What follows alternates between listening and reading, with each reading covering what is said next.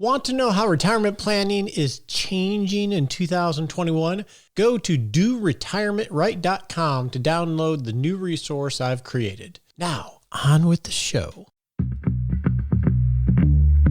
How about a hamburger with a side of fries? We could put some ketchup all over that. Yummy. We can get all this through the drive-thru. Or maybe you'd like a nice, juicy steak. You know, I love food, and I bet you do too. And that's what we're going to talk about today on the Retirement Answer Man Show. Welcome to the show. If you're new here, my name is Roger Whitney. I am your host, and this is the show dedicated to helping you not just survive retirement, but truly rock retirement by making intentional decisions. I have no doubt that you can do this. And this month on the show, we have the theme of living healthy in retirement so you can actually be physically able to enjoy those go-go years. So this is a month-long series, and today we're going to get into nutrition. But first, let's have a quick chat about the D word. Huh?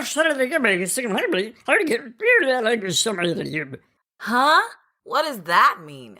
Diet. Bum, bum, bum. What do you feel when you hear the word diet? In American society, we have an odd relationship with this word. It's scary. It can bring up thoughts of failure from all the diets that we've tried over time. It's up there with the B word, the budget word. It's not a word that we really enjoy. So when I looked up the definition of diet, I saw two different definitions. The first one, I think, is the one that we think of when we think of diet: a special course of food to which one restricts oneself, either to lose weight or for medical reasons. I think that's how we think of diet in America. Just that phrase, which one restricts oneself. Nobody wants to feel restricted. Ooh, I guess that's why it's up there with the B word. The budget makes us feel restricted too. But in the more traditional sense, the word diet means the kind of food that a person or an animal habitually eats. I like that definition better. And I think that's the definition we need to use when we talk about our quote unquote diet. It is a lifestyle.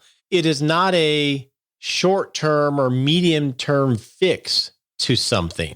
I need to lose weight. I feel like crap. I need to eat healthier. And then we go back. It's a lifestyle. That's a healthy way to think about it. So I'm like 7 days into it now. My wife and I have started a new eating plan. She uses the word diet. And I say, no, honey, this is an eating plan. This is our lifestyle now. And it is, I think it's called the API eating plan. And she has psoriatic arthritis. And that is inflammation, a lot of inflammation that creates this arthritis, and it's very painful. And she takes medication, but it doesn't work perfectly. So the idea is to restrict her diet, her eating plan, and then slowly add things back in to try to identify what things cause this inflammation to flare, which gives her pain. So we're walking this journey, and I'm doing this with her. Although, if I'm honest with you, I'm doing my own version of it, because right now it's really restrictive for her because she's trying to reset her nutritional plan so she can start figuring out what the heck it is that might flare this stuff up so she can enjoy her go-go years. I don't have it, so I can eat things like nuts and eggs, which she's restricting herself on things on right now. But she keeps calling about this diet that we're on when she's telling friends about it. And I'm like, no, honey, it's not a diet. This is our eating plan. This is lifestyle change. At the end of this, as she walks this journey and figures it out, she'll find her new eating plan. And I'm using it, one, to obviously support her because I love her, but I'm also doing it to reset my eating habits to a more healthier version than what it was, because it's lazy. And we'll talk a little bit about that. So I say get this D word out of your mind. Let's not think of diet as a restriction when we talk about nutrition, because if that's how we're going to do it, it's not really going to give us the cumulative benefits of a really great eating program. With that, let's go talk about not diets, but about nutrition.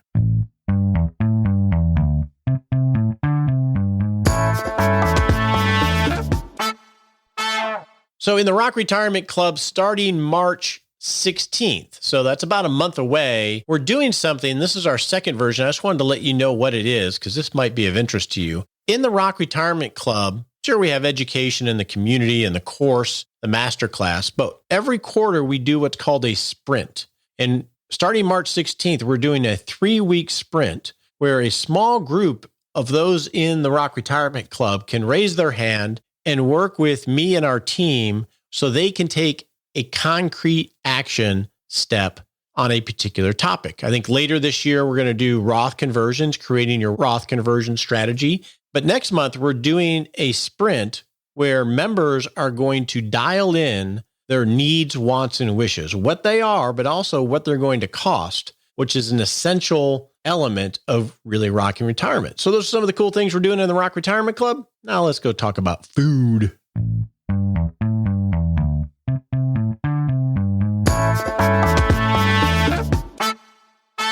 When I was a teenager, one of my favorite times of the year and favorite times of the week was Monday night. I would order a large pizza from Domino's or Little Caesars, the two local places in Ann Arbor, Michigan. And I would time my order so it got delivered right around 8 o'clock in the evening. And then I would take this pizza along with a Coke and I would walk down into the basement all by myself. We had a television. I would turn all the lights off and I would turn on the TV and I would hear that familiar music for anybody that loves football. Dun, dun, dun, Monday Night Football. And while Al Michaels and the crew were talking about the game to come, I would open this box of pizza while I was sitting on the couch all by myself in the dark. I'd put the top of the lid on my head because I'd have my face in the box. And I would just sit there and smell the aroma of my pepperoni and sausage and onion pizza. I can still smell it now if I close my eyes. That was my relationship with food when I was a teenager. And we all have a relationship with food. I grew up working in pizza places. My diet was pizza. And those habits that we build when we're younger, we know we can handle because we don't gain weight. We can just burn it off very quickly because our metabolism is crazy. We just go exercise a little bit and it's gone. But as we age, our body chemistry changes. It ain't so easy to do that anymore. So here I am, Mr. Whitney. All through high school, I weighed 150-ish. Most of my adult life, I've weighed 185 to 195. And I went to the doctor the other day and I weigh with clothes on. So I'm not going to say this is accurate 100% because you know clothes make a difference. 218 pounds. I fit into my clothes, but not perfectly. Some of my clothes, not so much. I'm not blaming COVID. I exercise a lot. I think I exercise as much as I've ever have, but my eating is like it's always been. Maybe not so much pizza anymore, but not a lot of dialing it in. And now that I'm in my 50s, I see this chemistry changing. I'm guessing you do too. So I'm okay with that. I'm happy, but I want to make sure that I'm setting myself up for the next 20 years to be able to do all the things that I want to do. That's why I'm working on our eating program. But I want you to think about your relationship with food. So let's talk about modern food. About 7 years ago, I guess it was 7 years ago now, my former business partners and I, the three of us, hired a nutritionist to work with us for a month or two because one of our partners was just diagnosed with a medical condition, was a little bit overweight, and really had to dial that in because that's usually the, hey, you better do something moment, right? At the time, I was doing long distance endurance races. So I was really fit physically, but not necessarily nutritionally. And here's my understanding of modern food. The way they explained it to me is everything about modern food is about certain things: mass production, shelf life. So how much can we produce efficiently? How can we extend the shelf life in order to keep it on the shelves and get it through the distribution system? And consistency of flavor, where it always tastes the same way same time. If you buy an Oreo cookie, it tastes the same way every time. If you buy almost anything in the grocery store, it tastes the same way every time. And as a result, it's high in fat, sodium, sugar, and not that healthy for you. The way they described it was in a lot of things that we eat, they essentially created a paste using flour and other elements where they stripped everything out of the wheat to make this paste that was stable, and then they would attach flavors to it. You could mass produce it. It was inexpensive. It had long shelf life, and it was the same way every time. So a lot of it is we're just eating the same thing, just with different flavors attached to it from all of this flour-based stuff. And then on top of that, what marketers found when it comes to food in grocery stores or even in the restaurants is we can upsell in the restaurants and, the fast food restaurants and in the grocery stores. We can biggie size it. Who doesn't want a biggie size for 99 cents more? And so our 12-ounce sodas that were a large at McDonald's back in my day, now it's, they even make memes about these huge drinks that people carry around because it incrementally costs them a penny or two, but they can charge $1 or $2 more. And you do that at scale, it sells a lot more. So our plates, everything has gotten bigger. So we have this paste that is high in fat, high in sodium, sugar, etc., that we attach flavors to, and then we biggie size everything. That is modern food. That's my understanding. Now, I am not a nutrition, and we're not going to get into a lot of the details about protein and trans fats and everything else, because I understand these things conceptually, but I am not versed enough to be able to tell you anything. I'm just going to tell you my understanding through my journey.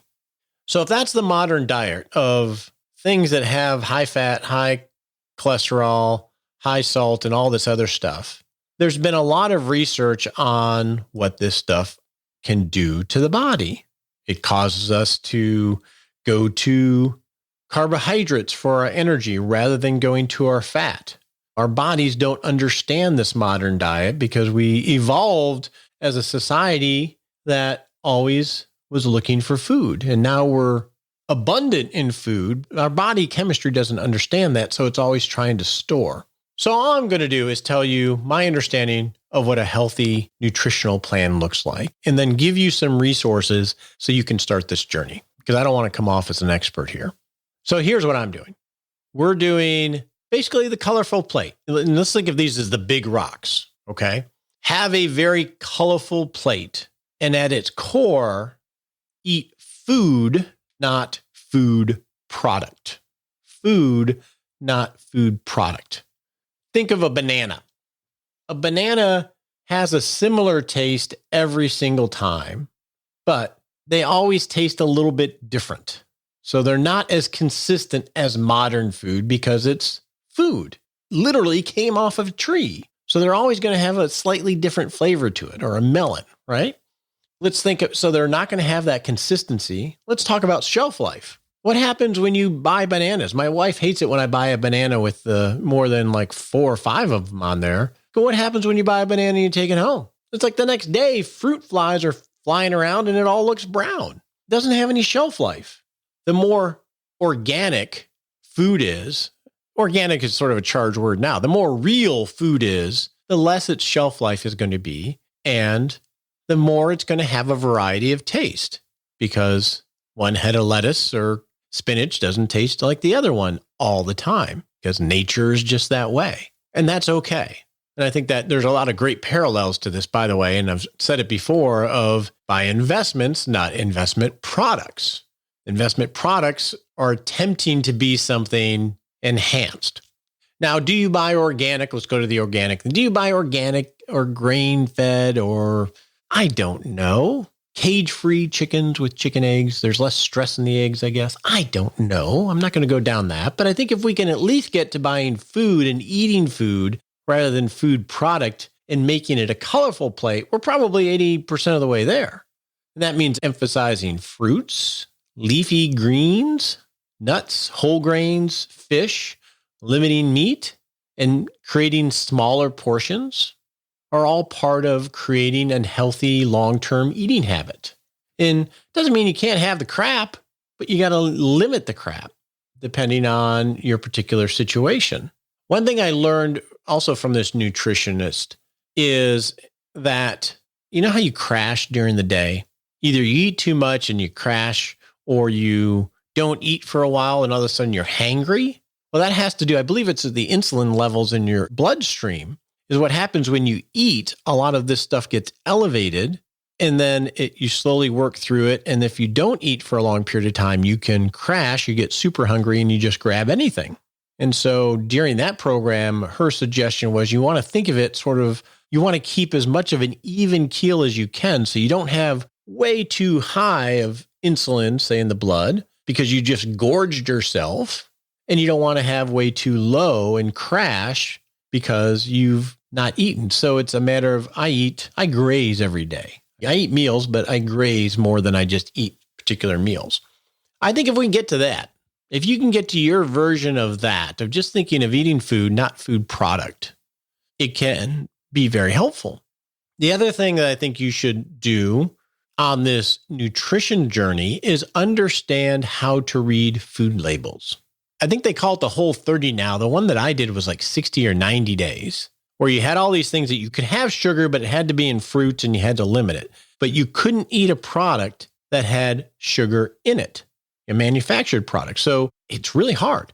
There's sugar in everything. I remember grabbing a thing of peanut butter, sugar, ketchup, tons of sugar, spaghetti sauce, sugar, granola, sugar, iced tea, protein bars, soup, breakfast cereal, canned fruit, sugar, sugar, sugar, sugar. You want to learn how to read labels.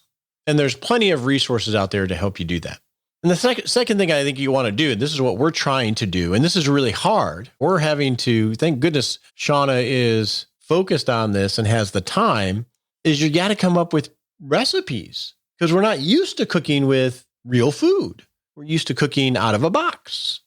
And what we have discovered is I walk into the pantry just to have a snack, because I'm a snacker and I love my chips and dip or crackers. Almost everything in the pantry I can't eat. So we're having to purge and repurchase. And we're buying things that we're not familiar with. I mean, I know what tofu is, but I've never really seen it or bought it. If I bought it, I don't know what to do with it. So we're having to learn recipes and do pre-planning, because if you don't do the pre-planning, we're finding you're going to be hungry, the temptation just to grab something. But I think for us at this stage in life, in health, all the exercise and everything that we talked about is really important. Personally, I think this is it. If we can build a good nutritional plan and break some old habits that maybe we had, I think this is a major secret to energy, weight control, and not being inflamed internally from a health perspective. But it's not going to take a diet. It's going to take long-term eating plan. So what are some resources you can use for this? One book that I go to often is called The Mind Diet by Maggie Moon, which talks about the link between dementia and Alzheimer's and our diets, and recommends an eating plan and has lots of recipes in it. Dr. Mark Hyman, who has a podcast, The Doctor's Pharmacy, with pharmacy with an F. He has a number of really good books as well and some courses online. I think Dr. Mark Farman, we're going to try to get him into the club if I can get a hold of him. His resources, I think, are good. And then lately I've been using an app called Noom, Noom. And it is a tracking app. So you can put in what you've eaten and it will tell you what the contents are, what the fat level is, and all those other things. There are a lot of apps that do that. And you can log your exercises and weight and so forth. But one thing I like about it that is different, it's a lot more behavioral based. So in addition to the tracking and having the ability to tell you the nutritional value of something, it also has these mini courses that you can take throughout the app that teach you about good nutrition in a consumable way, to where we don't feel like we're listening to a doctor, which is probably pretty good, right? And then it also has some behavioral aspects of encouraging you and using some behavioral methods to help you create better habits. So I think those are 3 good resources that you can look to. And I hope that you go on this journey, because I think from a health perspective, this is one of the big rocks in rocking retirement from a health perspective. So next week, what we're going to do is we're going to wrap up this series with talking about how to put these elements in place to actually not only create your roadmap in this area, but how to sustain it, which is everything. But first, this week, let's go to answer some of your questions.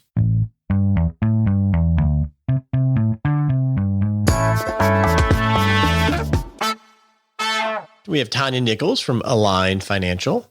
Howdy, Tanya. Hi, Roger. A couple weeks ago, my wife and I started, I don't want to call it a diet. I'm going to call it an eating program. She has psoriatic arthritis. So we're working on, I don't know what you call it, the whole food, real food, not food product. And for her, it's a process of figuring out what causes inflammation, which is a lot of our arthritis. And I'm doing it with her, except I'm not giving up things like eggs and nuts and things like that. Nutrition is hard, and it's really the key to anything. So my question for you around nutrition is, tell me what you had for lunch. Roger. Okay, so here's the good news. The good news is I ate lunch today, Roger. And I don't usually, one of the priorities I have for this year is actually eating breakfast, lunch, and dinner, eating at least 2 times a day, because otherwise I get home and I eat more than everybody at the table. So that's my first project. The first good news is I did eat lunch. The bad news is it's a microwavable naked noodle, which is really just like a Chinese egg noodle thing. And then some Bear granola bites. That is what I had for lunch. Okay. Better than a Twinkie. Yes. Better than a Twinkie. I'm a grazer when I eat. I have dinner. I don't really have lunch or breakfast. I just sort of graze throughout the day. Okay. Well, thanks for letting me put you on the spot there. So our first question comes from Keith on late career savings. He's 63. He expects to retire in 2 to 3 years. But he's working part-time afterwards. His wife is 60. Their income is about $220,000. Their house is paid off. He currently has $750,000 in IRAs and 401ks. About $700,000 is in a traditional IRA, and the rest is Roth, whether a 401k or IRA.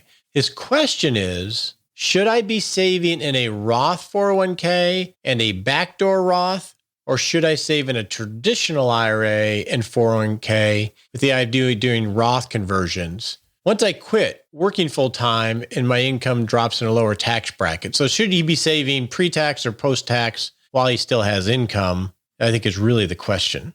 Couple things came to mind for me on this, Keith. And Roger, stop me if you think I missed something. My first thought is, if he has a $700,000 traditional IRA already, it rules out a backdoor Roth as a strategy. Correct. So that might make Keith's life a little easier because he can just kind of check that one off the list because the backdoor Roths get less interesting that way. And then the other item I thought of was, and really this is always the question when it comes to these kind of clever tax strategies, will your income really be lower later?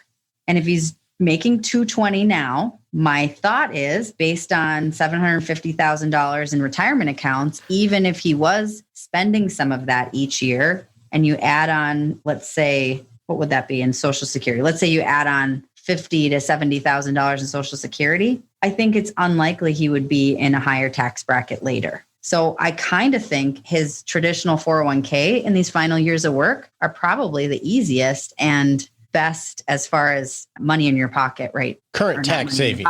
Yeah, best current tax savings. Now. Yeah. Yeah. And I think you're exactly right on a lot of that, probably all of it, but there's some color I'd add to it that sort of implied that things were wrong and they weren't. Here's how I would think about it, Keith. When I hear these questions, I always think of, well, I don't know. There's not enough information, which is just the nature of this. And that's one. And so what I would suggest is, let's think about it of how do you build a framework to figure this out, right? So what I would suggest that you do, and now is a really good time to start creating a multi-year cash flow estimate. So let's say it's 5 years, because that's what I do. So build a 5-year cash flow estimate of what my expected income sources are. You have a couple of years of full-time work, and then put an estimate of what your retirement, your part-time work is going to be. Maybe there's a little pension in there, Social Security, etc., and list it out and do it for the next 5 or 6 years. And then you can do the opposite of what your expected spending is going to be year by year to fund your life, your needs, wants, and wishes once you retire. And then what that's going to get you at the bottom of all of that is an estimate about how much you're going to actually need to draw from your money, your accounts. If you do this, your income expectation for 5 or 6 years, plus the amount you're going to need to spend for 5 or 6 years, this is going to give you a lot of information. One is it's going to give you roughly what tax bracket you're going to be in for each of the next 5 years. So that will reveal some opportunities of, wow, in 3 years, I'm only going to earn $40,000 and we're married. I'm going to be in the 12% tax bracket and I have a lot left in the 12% bracket. It's also going to give you the bottom surplus or deficit that you need to get from your money, right? That's really important. So if you need $100,000 a year from your accounts in retirement, then you have to look at your accounts and say, well, these are the accounts I have pre-tax, after-tax, and tax-free.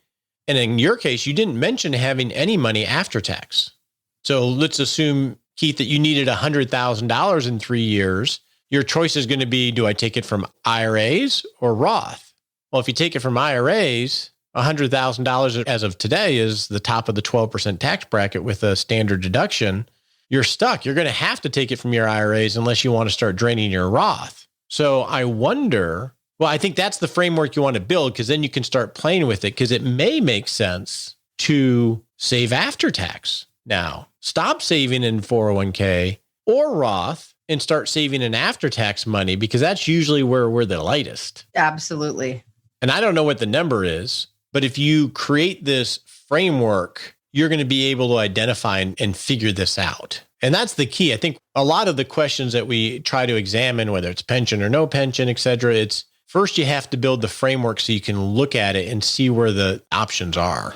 I think that the first 5 years of cash flow matters a lot, especially since it looks like his wife is going to retire even before she could collect Social Security. So little things like that can really make the tax impact and maybe drive the need for more after-tax savings. And we're not used to doing those kind of projections, just running our life, because we didn't really have much control. I'm going to earn my salary and that's what I'm going to earn. Mm-hmm. But as you start to get closer to retirement, Keith, the key there is realizing, wow, this is really valuable, because I actually am going to be able to control these, how I actually realize income. And so it's not something we're really used to doing, I think. The next is really just a comment from Sal on the parent project. He said, I wanted to let you know that I just finished it and that he loved it. He said his parents passed away many years ago, and he didn't have any of the knowledge that a lot of the stories of the experts, but also the people that were dealing with it, shared during that whole series. Naomi, Sarah, Christine, he said they were so thoughtful and insightful.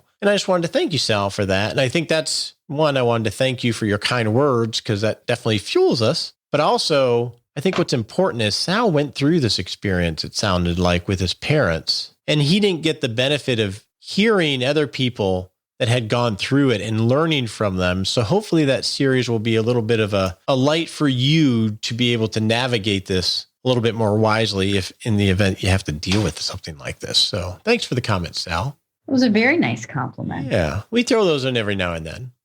I like it. Now, Dan was talking about power of attorney. And this is another one, Tanya, related to the parent project. And he said, I missed a very important piece of the puzzle in the parent projects, which is that Social Security Administration does not recognize power of attorneys. I did not know that. Did you? I did not. I had heard of a representative payee before, but it did not dawn on me until I started looking into Dan's question. So it was news to me too. So you said, what did you call it? It's called a representative payee program. And the Treasury Department does not recognize a power of attorney for negotiating any federal payments, including Social Security. So really, it's like a protection Treasury Department puts in place that says, I can't just go in with a traditional POA and take over my mom or my whomever's Social Security income. And I think the same for tax returns, I'm assuming. If it's the Treasury Department, I would think the same happens on the tax side. So it's a protective mechanism. Which is great for protection for sure. But Dan rightly points out, this is a big piece of the puzzle that we think we have covered. So thank you so much, Dan, for caring enough to making sure we made this correction, because you might have saved some people some major hassle. So I appreciate that, Dan.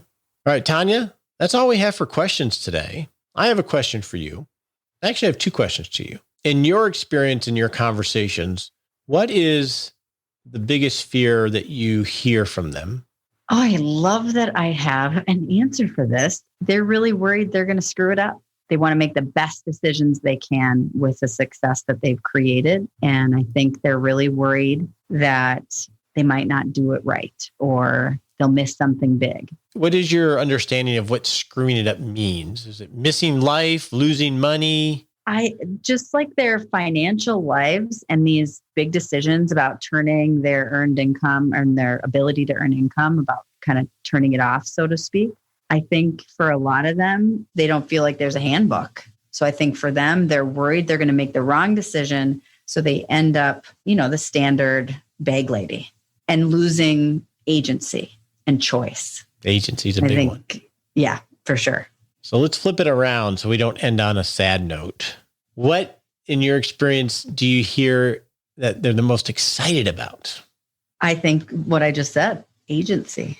They're most excited about having their time choices and freedom and choices over their time. And I don't know that they always connect the dots that they now have choices about their money too. Like you were just talking in the answer to Keith's question, I think, that all of a sudden we get to decide what our income is. I don't think they connect that quite yet. I think for them, it's more just they now are responsible to themselves and they lose this big time and energy commitment. And they now get to decide if they want to walk on the beach in Florida or travel the country. And my client who's retiring, she just was in today. She said she's going to travel the country in a hippie van. Very straight-laced, amazingly talented businesswoman in our area. And she cannot wait to travel the country in a hippie van. So I think they want choices of how to spend their time. And that's what they're most excited about. I think that's really interesting. Everybody I talk to, it's the same two things. And it's really one coin, isn't it? Is having all this freedom and all these choices, which is super exciting, but then really scary at the same time. Yeah, interesting. Thanks for sharing that. Thanks for having me. Tanya Nichols, Align Financial. And with that, we're going to go set a SMART sprint. On your marks, get set.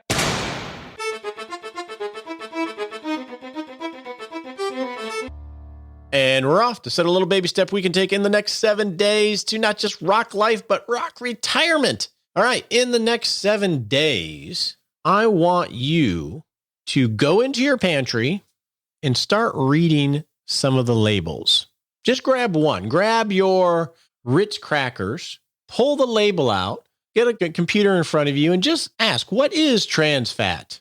What is the flour that they use? What is high fructose corn syrup? Just get one label from your pantry and take a look at it. I bet you'll be surprised.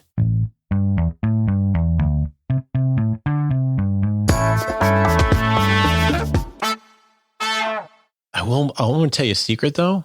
I do feel a lot better. I feel a lot less bloated for sure, but I'm finding that I actually have to eat more to get the same energy because I'm eating nuts, I'm eating fish, I'm eating eggs. I'm finding I'm having to graze more. Carbs are essentially really quick energy that your body goes to. And I guess I'm cutting out so much of the carbs and so much of the sugar that I'm hungry all the time. So say a little prayer for me because I want to stick with this because I want to be healthy for my family and for you as well. I hope you have a great week.